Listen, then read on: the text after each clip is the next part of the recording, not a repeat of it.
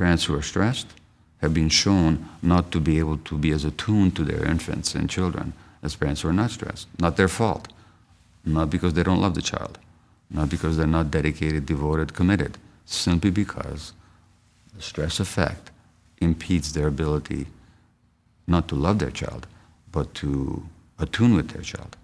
So that mutual responsiveness is interfered with. And that has an impact on brain development. There's an important chemical called dopamine. Dopamine is essential for motivation and attention. Now you take infant monkeys and you measure their dopamine levels in the front part of the brain, and you find it to be normal.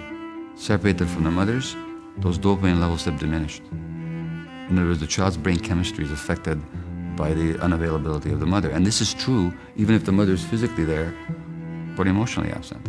Imagine two tuning forks, like in this very famous still face experiment. The mother is one tuning fork, and it starts vibrating. And the baby's tuning fork begins to vibrate in unison with hers.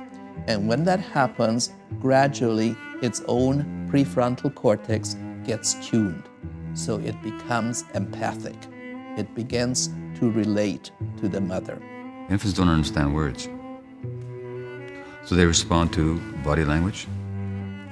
So is my mother rigid or relaxed? Is she afraid? Because if she's afraid, I am, because she's my protector. If she's afraid, who's going to protect me? The size of the mother's pupils, the mother's voice. Is it confident and relaxed, or is it tense? These are not conscious thoughts, but this is the infant's experience. Depressed mothers, or even worse, schizophrenic mothers, they are not in synchrony. The baby is getting the message that there's something wrong with it.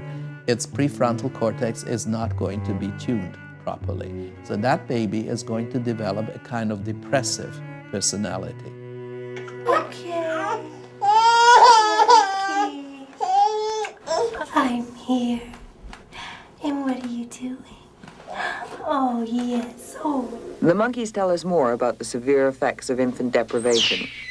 The ones that were reared in isolation just don't behave normally when they're finally given a playmate. They rarely touch, and when they do, the contact's surprisingly vicious. Children who are emotionally inhibited will become dysfunctional adults. They will have difficulty learning and will be more hostile. And that starts right in the womb.